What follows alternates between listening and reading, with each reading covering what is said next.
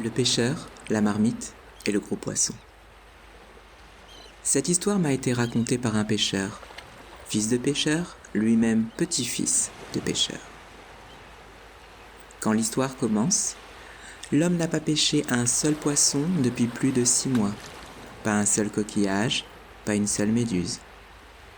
Il n'a dans ses filets que des algues et quelques morceaux de plastique. Tous les soirs, en rentrant, il trie le contenu de ses filets pour y prélever les algues comestibles et s'en faire une soupe. Tous les soirs, depuis 6 mois, son menu reste le même.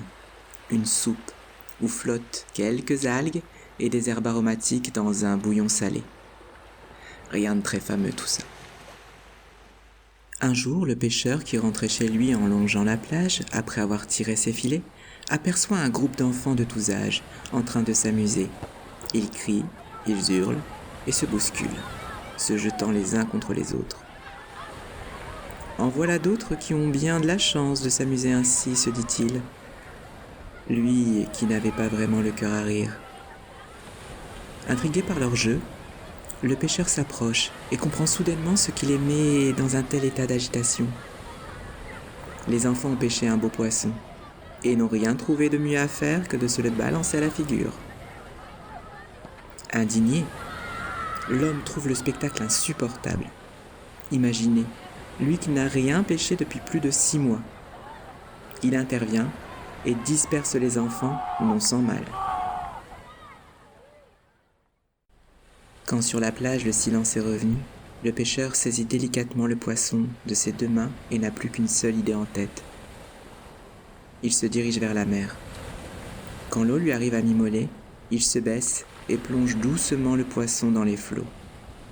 Son cœur bat à se rompre.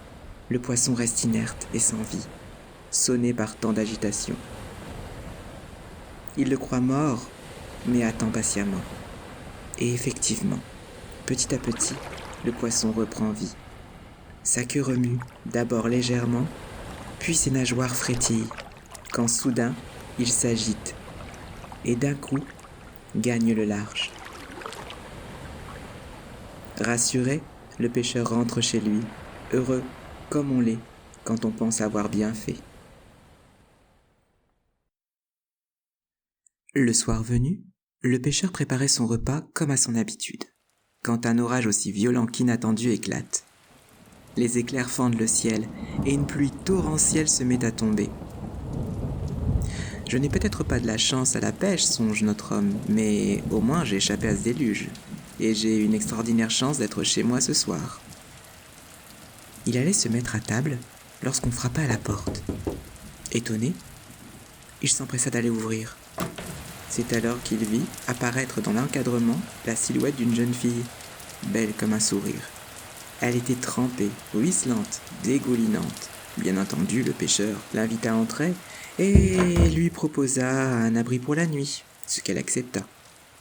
Après avoir partagé un bol de bouillon salé, ils allèrent se coucher. Attention, chacun de leur côté.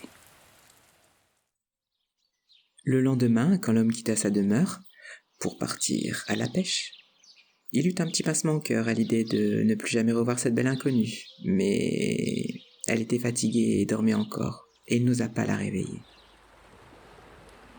Ce jour-là, comme vous pouvez le deviner, ses filets restèrent aussi légers que d'habitude. Mais croyez-le ou pas, le soir venu, quand il rentra chez lui, la jeune fille était toujours là, plus belle et rayonnante que jamais, semblant attendre le retour du pêcheur. Et, au miracle, le dîner était prêt. Un bol de soupe fumante, avec des herbes aromatiques. Ah, le pêcheur avait très faim, mais surtout il était heureux de retrouver la belle. Il hésita d'abord à aller vers elle, à la saluer. Il prit le bol, il le prit entre ses 2 mains, le goûta et le regoûta, et encore, et il se demanda mais qu'as-tu mis dans ce bouillon? Il n'y a rien à la maison? Je n'ai rien goûté d'aussi savoureux depuis des années. Mais qu'y as-tu mis? C'est mon secret de fabrication, répondit la fille. Si c'est bon, contente-toi de boire, et ne pose pas de questions. Le lendemain, comme la veille, le pêcheur va travailler de bonne heure et laisse la belle endormie.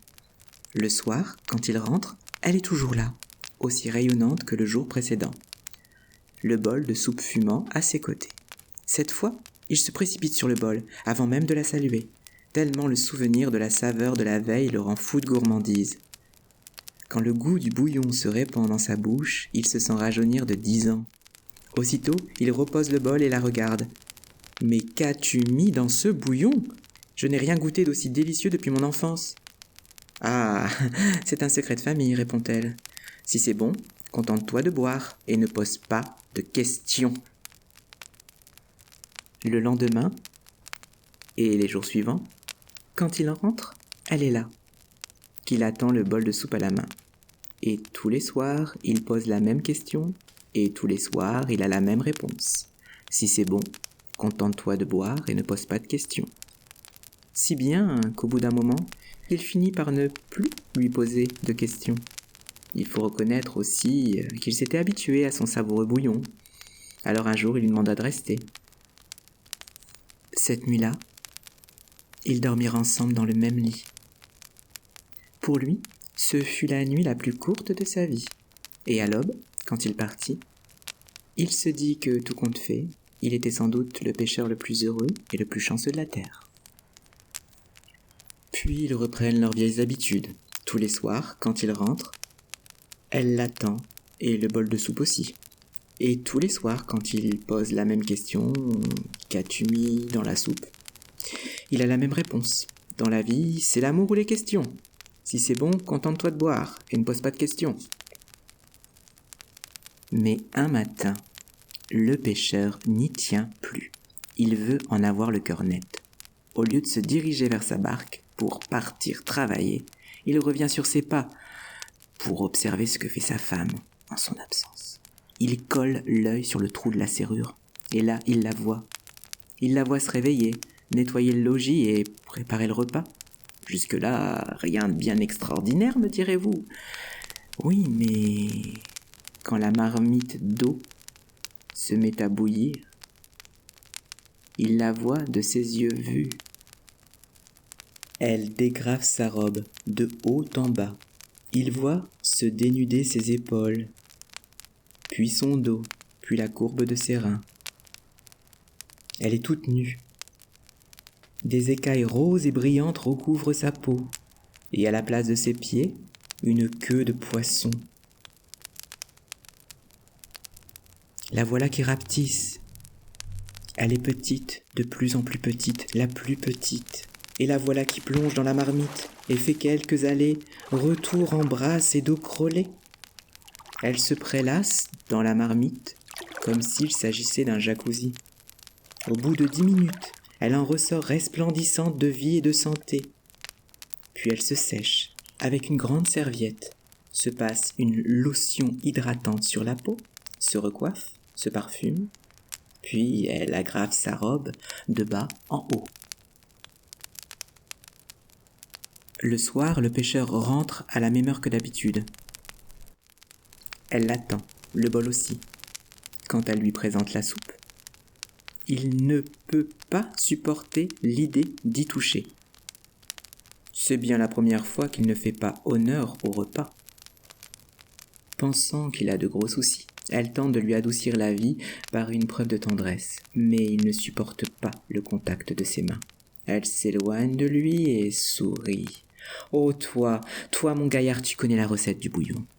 Oh oui, je t'avais prévenu, dans la vie, c'est l'amour ou les questions. » Elle se dirige vers l'évier et s'arrête.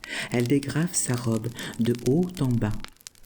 Il voit se dénuder ses épaules, puis son dos, puis la courbe de ses reins, ses jambes, elle est toute nue. Des écailles roses et brillantes recouvrent sa peau. À la place de ses pieds, c'est une queue de poisson, une queue de sirène.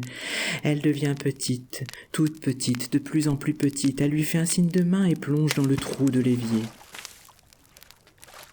Par les canalisations, qui étaient bien conçues en ce temps-là, elle regagnera le large en moins de temps qu'il ne faut pour terminer l'histoire. L'histoire du pêcheur, elle peut continuer, mais la mienne, elle est bel et bien terminée.